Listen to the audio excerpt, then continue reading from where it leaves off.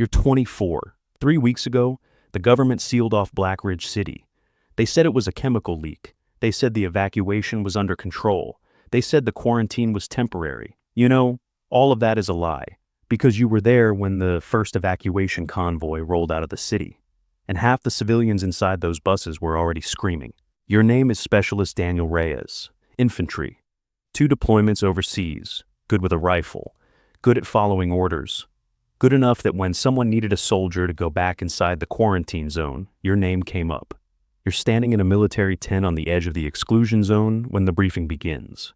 The colonel doesn't waste time. Satellite photos hit the screen behind him. Black Ridge City, population 2 million, skyscrapers, bridges, apartment blocks.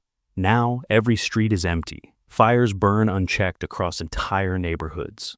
4 days ago, the colonel says, we lost contact with our containment teams inside the city. A new image appears, a squad of soldiers, lying in the street.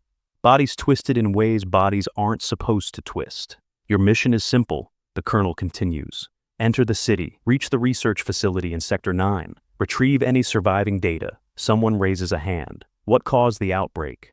The colonel stares at him. If we knew that, soldier, we wouldn't be sending you. The room goes quiet. You already understand something the others haven't realized yet. This isn't a rescue mission. This is confirmation. Confirmation that whatever happened inside Black Ridge is already out of control. 6 hours later, you're riding in the back of an armored truck with 6 other soldiers. No one talks. Everyone knows the rumors. Hospitals filled with violent patients. Emergency calls about people attacking their own families. Police officers abandoning entire precincts overnight. And then, the worst one. People getting back up after they're already dead. The truck stops 2 miles from the city perimeter. The driver opens the rear doors. Cold wind sweeps inside. End of the line, he says. Beyond the roadblock is Black Ridge City. Silent, empty, waiting. Your squad leader, Sergeant Hale, checks his rifle. All right, he says. We get in, grab whatever intel is left, and get out before sunset. You start walking.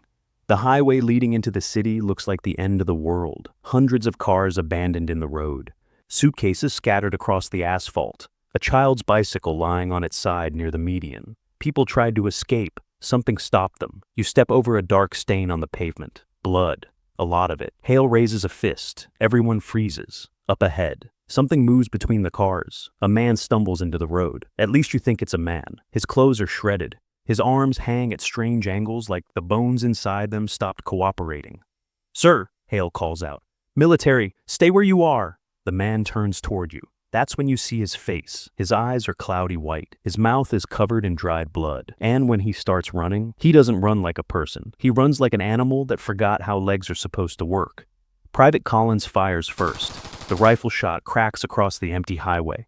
The body drops instantly. Nobody speaks for a few seconds. Then Hale exhales slowly. Okay, he says. So the rumors were real. You move into the city. The deeper you go, the worse it gets. Apartment doors hanging open. Phones still ringing in empty buildings. A grocery store where shopping carts are piled against the entrance like someone tried to build a barricade. You pass a police cruiser smashed into a streetlight. The officer inside is still strapped to the seat. His throat is gone. Nobody says anything, because everyone is thinking the same thing. If trained police officers couldn't stop whatever this is, what chance do 7 soldiers have?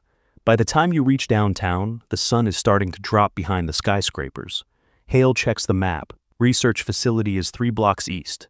You hear it then, a sound drifting through the empty streets. Footsteps, lots of them. You turn the corner, and you see them. Dozens of figures wandering through the intersection. Men, women, even a few kids.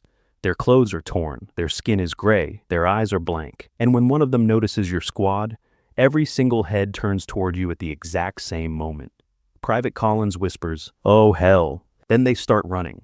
The street explodes into gunfire. Your rifle bucks against your shoulder as the first infected reach your line. They don't stop when they're shot. 2 rounds to the chest barely slows them down. Only headshots work. And even then they keep moving for another second, like the body hasn't realized the brain is gone yet. One of them tackles Collins. He screams as teeth tear into his neck. Hale drags him free, but it's already too late. Blood pours through Collins' fingers as he tries to hold his throat together. The rest of the infected collapse around you. Silence returns to the street. Collins is still breathing, barely. Hale kneels beside him. They lock eyes. Collins doesn't beg. He just nods once. Hale fires a single round. Nobody comments on it. You keep moving.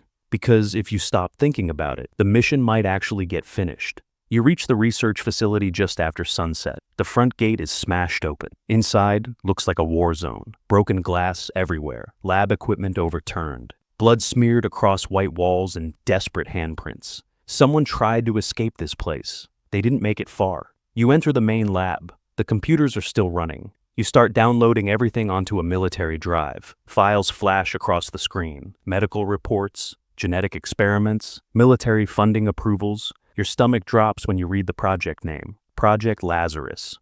The goal was simple: create a virus that could reanimate dead tissue, allowing soldiers to survive fatal injuries long enough to finish their mission. Someone thought bringing the dead back to life would make a good battlefield advantage. Someone was very, very wrong. Hale grabs the drive. Mission complete, he says. Then the lights go out. For a moment, the room is completely dark, and then you hear breathing. Not one person, dozens. The emergency lights flicker on. The hallway outside the lab is full. Infected scientists, security guards, patients. They're all staring at you. And this time, there are too many to fight. Hale looks at the exit. 200 meters away, through a hallway packed with monsters. He sighs. Run. The squad bolts through the corridor. Gunfire echoes off metal walls as infected slam into your line from every direction. One soldier goes down, then another. By the time you reach the street again, there are only 3 of you left. You, Hale, and a medic named Park. The city is burning now. Military jets roar overhead. Missiles streak toward the skyline. The government's solution to the outbreak: destroy everything. Hale watches the explosions in the distance. They're wiping the city. Park whispers, "What about us?" Hale looks at the data drive in his hand, then at the inferno spreading across Black Ridge. They already got what they needed.